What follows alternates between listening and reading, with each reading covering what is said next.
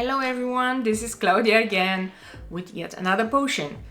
And in this short video, what I wanted to test is how am I going to paint correctly the smoke that wraps around the potion. And I'm going to use gray for that. I wanted to preserve as much of the white of the paper as possible. And my secondary goal was another color combination, more cooler color combination and more towards the pastel. As always, the advice is going to be try to set up your goals before you start your painting. Try to do small steps at a time and not go with a bigger piece unless you have all the smaller things perfectly learned. It's never going to be perfect, it's never going to look nice from the first try, but practicing every day really does help. So, without much further ado, let's get into it. This potion was also one of those potions that I did just before October, and I was really trying to use different color combinations. I wanted this one to be a combination between cooler colors and warmer colors, and I decided that I'm going to kind of do an inversion, and I'm going to make the potion glow in like a eerie yellow orange color, and this kind of gives it a ominous look, I believe, because it it looks a little bit like dangerous and ominous. And then the flowers I wanted to color like with purples and blues. So this is what I was going for. I was going more for ominous feeling rather than anything else. So as always, I am drawing on Fabriano Artistico paper. These ones, the small ones, always I draw on Fabriano paper. And this is like the cold press, and it's an A5. It's coming from like a normal block. And my watercolors are a bunch of Schmincke watercolors, Daniel Smith and Cotman watercolors. By the way, if you want to leave a comment, if you wanted to know everything about my palette and what colors I have, do please let me know, because I could make a video about it. So you never know if you wanna if you wanna know the colors I chose and why do I choose them and why do I use those colors and not others. So now the first flower, I did a combination of blue and purple, and it turned out really nice. And actually I really enjoy how I drew these flowers, because they're really looking like they're wrapping around the bottle, and this is really cool. I think I was doing a lot more flowers. I was a little bit more confident on this, and yeah, this is like super nice, super flowery. I was actually considering like what would be the color of the potion water or potion contents, and what will make it most pop. Because if you do, the outside is going to be orange, the flowers are going to be blue and purple, and then what could possibly be the inside that will make it super pop. So before we go into that one, I was trying to see whether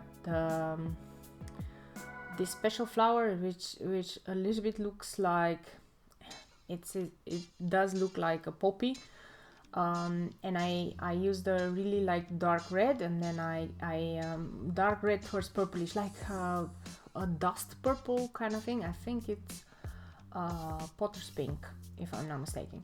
And then I came in with even some more purple inside. So potter's pink with more purple, bluish purple, to really cool it down, right? Because potter's pink looks a bit more warmer, but if you add that purple in, it makes it like super cool. And this is what I was going for. Now I believe that anybody can draw this kind of simple flowers and this kind of let's say simple leaf shapes. They are not very difficult, and also potions are not very difficult in essence. So I would always advise people that just want to learn and want to do some color combinations just to go for it and try things out.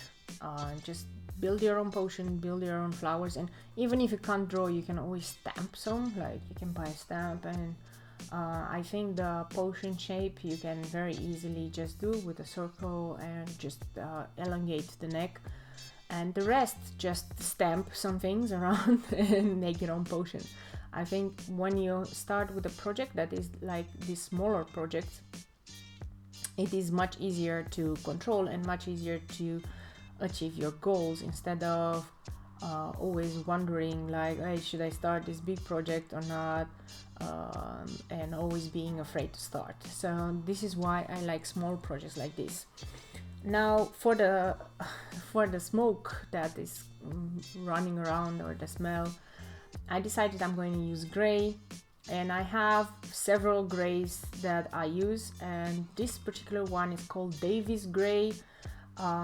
It's let's say it's not a cool gray because cool grays are more like bluish, but it's actually a really warm tone gray, which actually turned out to work very well. It's also very light, so I didn't have to water it. I was just picking it up out of the pan, and it's a really cool gray, and I think it kind of fits the color tone because it doesn't take away from the colors of the flowers and the colors of the leaves. It really lets them shine instead of letting the smoke shine. So it depends on what things do you want to put your focus on, and what things do you want to have. Now, to bring in that coolness, because that particular gray was a warmer toned gray, although it was really awesome for what I needed it, I brought in some blue, and I think this particular blue is actually Payne's gray. So I went in with Payne's gray just to add some more depth to the smoke, and really liking how it turned out.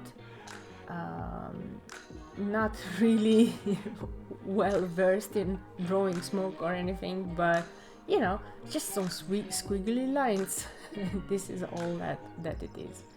Now, I was trying to figure out what was I going to do for the inside. So I was trying to do something that I never do, is come up with a color, and I was mixing two colors, pink and potter's pink, because I wanted actually a coral color. And you might think, but it's red, it's still a cool color, so the warmth of the color is still cool. And I was just mixing it because I was thinking, what will be the one thing that will make this one pop with so many cool colors is going to be like the contents to be red, or close to red, or anything like that. So this is what I was going for, and I think this color combination looks awesome. Of course, I'm going to need to add some different things inside the potion, because there are bits and pieces of flowers floating around inside the potion, but it's also my first color that I actually mix myself. And I was really happy with it. Like, I've been looking for so long for like a really nice pink. I still remember the Tattered Rose, if you remember from Tim Holtz.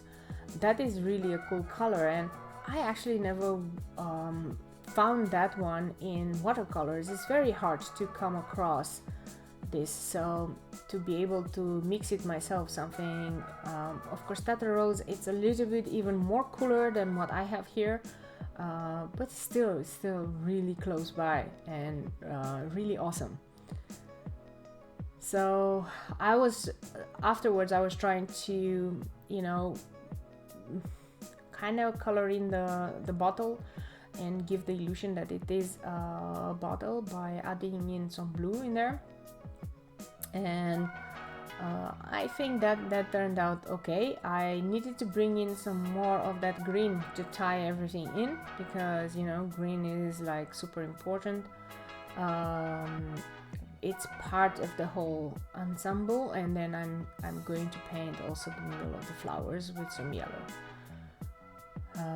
adding in orange and so on. So in a way, it's not necessarily only cool colors in this piece. It's a kind of a combination, but I think the combination looks really nice together. Yeah. At the end, I decided to deepen some of the colors with some more lines and some more purple to make it a little more dramatic. And I really like to add these small little dots everywhere on the leaves and everywhere, because it really gives it a little bit more personality. Thank you so much for watching. Don't forget to subscribe, thumbs up, and comment if you'd like to see more of this type of content. I hope to see you on my next journey. Bye.